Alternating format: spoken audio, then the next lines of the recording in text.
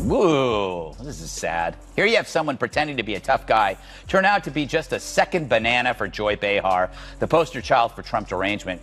Sadly, Bob is now just another gibbering, enfeebled ninny, surrounded by inept relatives as he frets about how Trump's in power and he's not. See, Trump's rise coincides with De Niro's decline. And the person who knows it most is De Niro. He's a fine example of how not to turn loss into bitterness. There are plenty of people who don't like Trump, but don't let it warp their minds or their ability to speak aloud among grown-ups or The View. But the Schiffs and De Niros of the world are emotionally damaged by politics to a point where they can't even assess their own emotions. Guess what happens when Fox News pint-sized spark plug Greg Gutfeld squares off against Hollywood's crankiest legend Robert De Niro? An on-air slugfest so savage it makes Raging Bull feel like gentle yoga. De Niro flashed his trademark scowl, growling is his go-to move, but Gutfeld blasted back with razor sarcasm, rapid-fire sass, and a knockout joke that left Bobby totally mute. Curious how a late-night joker demolished a screen icon? Strap in. This scorching roast could snag its own Oscar tonight in primetime. Last night, an elderly, confused man went missing in New York. Luckily, a band of self-satisfied elitists found him babbling on the street, threw some pants on him, gave him a stage. Oh my God. I'm going to say one thing. Trump.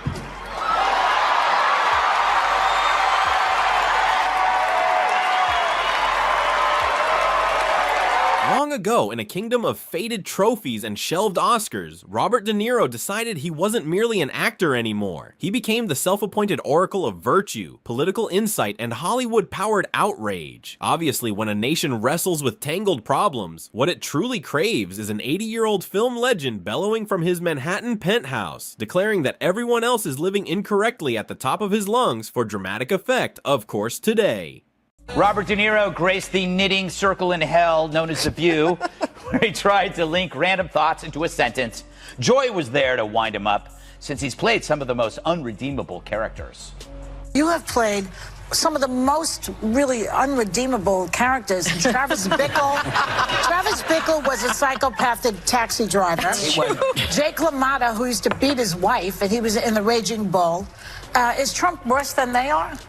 To me, he is. Enter Greg Gutfeld, a guy who seems to scroll Reddit solely for debates. Yet somehow, against logic and probability, he delivered what most fear: a high-definition, sarcasm-charged takedown of Hollywood's noisiest moral megaphone. No yelling, no screaming, just that bone-dry wit capable of draining a rainforest in minutes. And the crowd watched stunned. He sliced egos, flipped scripts, and owned the moment. Being an actor is tough. For how does one handle real life without a script? Not equipped to think analytically, you're left powerless when observing your own predictions about life turn out wrong. It's not supposed to be this way, De Niro thinks. Only the cool guys get to win. Sorry, Bob. That's only in the movies, but at least you'll always have joy. De Niro once commanded the culture. His mafia roles had you peeking over your shoulder. Today, he crashes political rallies, wearing a face that screams, "I just swallowed a lemon," and mutters, "Democracy is dying." He elevated brooding to an art, yet lately he's brooded so intensely it resembles a permanent ailment, a dark cloud glued to his brow, following him everywhere, shocking onlookers with every grimace and heavy sigh, every single gloomy step. It kills me. Talk about persuasive. Really, I was on the fence about Trump, but then I decided to really listen to one of the great generational leaders of American pop culture. And the clenched fists at the end, that really drove it home. It looked like he was pressing a 2-pound weight in a Jenny Craig commercial. Oh my God. Look at it again.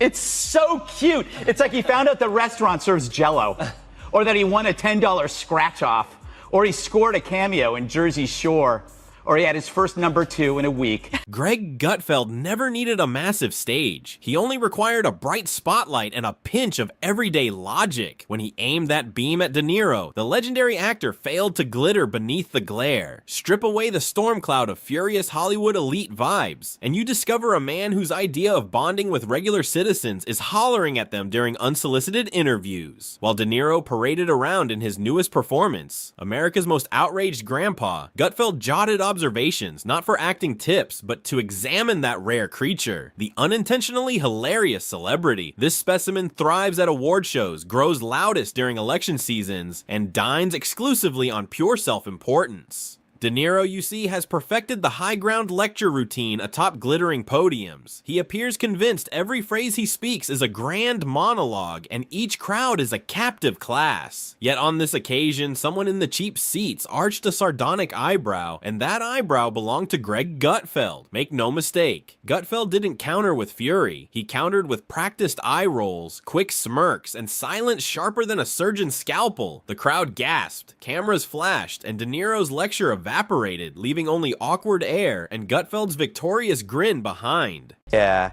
poor Bob. You know, he's like a star whose girlfriend dumps him for a bigger star who's in the White House while you're in Dirty Grandpa. Oh, man. So now the resistance is reduced to applauding tantrums.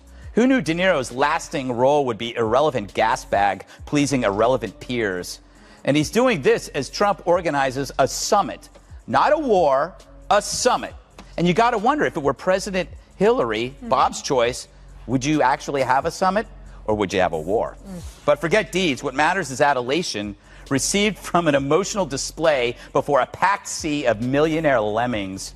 So who cares that Trump meets with North Korea? It's no meet the parents. Right, Travis? He simply voiced the truth everyone sensed, yet felt too courteous to blurt out. How marvelous that a man who spent decades pretending to be others now believes he alone can instruct the public on who they must become. This isn't ordinary irony, it's irony waltzing into a charity gala in a tuxedo, stealing the spotlight. The knockout punch was the contrast. De Niro delivers opinions with the melodrama of a soap opera hero discovering an evil twin, while Gutfeld fires back with the bored tone of someone typing a savage Yelp review. De Niro puffed his metaphorical chest like a grouchy rooster newly awakened to Twitter. Gutfeld coolly mapped the disconnect, the idea that someone who hasn't walked a Walmart aisle since VHS ruled is suddenly the voice of the working class. The audience wasn't buying this surprise blue-collar sermon, and cameras captured every awkward blink, every frozen half smile, every desperate glance toward a sympathetic face nearby. The numbers refused to add up. You could almost hear legacy bricks crumble as Gutfeld revealed the greatest crime: irrelevance. Not because De Niro aged, not because his prime performances are history, but because he confused celebrity with unerring wisdom. In Hollywood, that isn't a minor misstep, it's a terminal condition.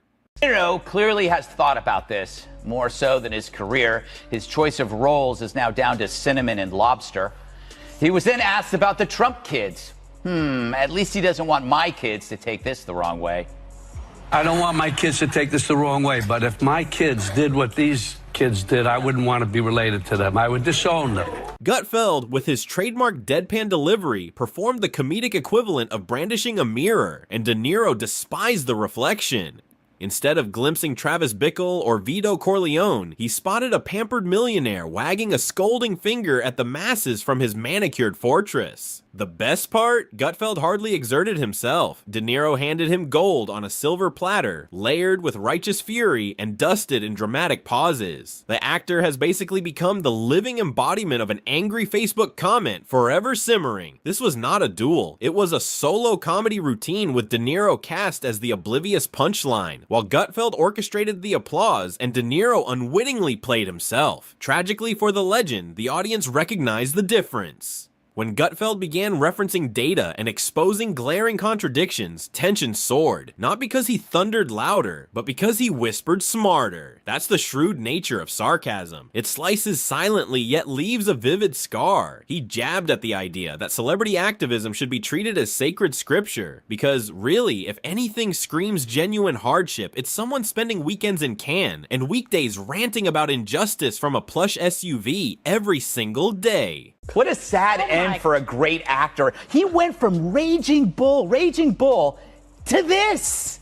You know, De Niro kind of represents Hollywood in the sense that they realize that they're losing influence with the public, and that's what's generating the emotional response. They've never felt less important. And the audience? They weren't furious. They were thrilled. Gutfeld voiced what everyone was too weary to keep pretending they couldn't see. Hollywood's emperors strut in pricey, blaring, yet completely transparent outfits. Comedy practically did its own homework. There stood De Niro, who hasn't glimpsed a subway car since Reagan sat in the Oval Office, lecturing the working class on how they feel. Meanwhile, Gutfeld, a guy who likely has sparred with stubborn vending machines, fired off lines that hit home with folks who actually track grocery prices. De Niro's brand of rebellion means scowling at cameras. Gutfeld's style means pointing out that De Niro is scowling at the wrong crowd. Even funnier, Gutfeld treated the entire showdown like a breezy roast. Never cruel, never vicious, just wickedly precise. It was as though he peeled a banana, only to reveal a microphone primed for another political rant. De Niro reached for gravitas, but landed in a comedic slam that transformed him into a living case study of Hollywood ego. And Gutfeld? He didn't need to demolish him. De Niro did that himself by opening his mouth and proving his grasp of politics rivals a caffeinated high school debate squad. Viewers laughed, memes spawned instantly, and De Niro's stern lecture melted into internet punchlines before the credits could even roll that night. Before I get to you, let's go to, I think he was in Canada, Toronto, opening a restaurant or doing something, and this is what he had to say. And I just want to make a note of apology for the idiotic behavior of my president. It's a disgrace. And I apologize to Justin Trudeau, and the other people at the G7. It's disgusting. You know, I actually feel bad for him because I think he's one of those people that has never emotionally recovered from 2016. This is a guy who's got serious Trump disorder. And now, witness the flip side. The man famed for mobsters got verbally KO'd by the guy usually cast as the tiniest dude at the table, yet wielding the loudest microphone. Gutfeld didn't crow, he just chuckled, because when reality turns absurd, mockery becomes a civic duty. While De Niro's monologue still earned polite claps at coastal soirees, Gutfeld's zingers resonate in everyday life, where rising grocery totals beat celebrity tirades. Fans nodded, wallets clenched, and screens sparked with glee. There's something chaotic about an A-lister being fact-checked by a host who treats politics like improv. That contrast made the spectacle brilliant. Gutfeld refused to dive lower. He stayed planted and let logic swing. The true embarrassment wasn't what he said, it's that it needed saying for years. De Niro's mystique faded long ago, and someone finally slapped a glowing past due sticker on it before millions. Gutfeld transformed De Niro's lecture into Exhibit A, a curated display of Hollywood assuming it still feels the nation's heartbeat. Spoiler, it doesn't. What it hears is the faint tick of an antique metronome hidden inside a dusty piano, echoing through a deserted ballroom, while real audiences swap eye rolls for applause and move on, leaving De Niro alone on stage, staring at the silence. Jesse, I find that he's smartest when they drop his audio. But, you know, it's kind of sad because you can see, like, people who are stuck in some kind of, I don't know, derangement, they can't see it themselves. And they're not surrounded by people telling them that they have a problem. And they lack self-awareness because everybody either tells them they're wonderful or wants to sell them cocaine. So he has no clue what he's doing, and he's upset over the emotional nature. His anger is emotional about Trump. It's nothing practical. You're right. Suddenly, the power hierarchy flipped, and the screen idol became the spectacle, while the crowd wasn't seated in velvet rows, but rooted in daily life, cackling at the absurd sight of someone auditioning for Philosopher King, even though his last truly resonant role expired over 10 years ago. In the aftermath, De Niro drifted back into the usual haze of celebrity outrage, and Gutfeld soaked up the glow of a takedown so silky, it left no bruise, only the sharp tingle of reality. Here came the final stroke. The legendary actor's career didn't explode in cinematic flames. It simply hissed out beneath the unforgiving fluorescence of reality TV satire, proof that legacy resembles fine wine. It either ripens or turns to vinegar that die-hard fans insist still boasts character. In De Niro's case, he uncorked that metaphorical bottle, splashed it into a red solo solo cup and began scolding the clouds, while Gutfeld barely broke a sweat. No turbocharged rants or nasty jabs required. He merely gestured, arched a brow, and let the grand delusion fray like a moth-eaten monologue from a forgotten Broadway flop until the scene resembled a gentle "Buddy, are you okay?" intervention. The audience didn't boo. They squinted, cocked their heads, and wondered whether the teleprompter malfunctioned or the man had slipped permanently into a stone-cold art installation phase, where critics nod politely, security yawns, daily commuters shrug, curious tourists snap photos, and the once electric spark dissolves quietly into the indifferent city air for good measure. He is the most boring interview. He used to sell his movies on Leno and Letterman, and it was like watching a WNBA game. You just were just bored to death. All of a sudden, Trump became president, and he started saying things, I want to punch the president in the face. You know, he's a crooked piece of...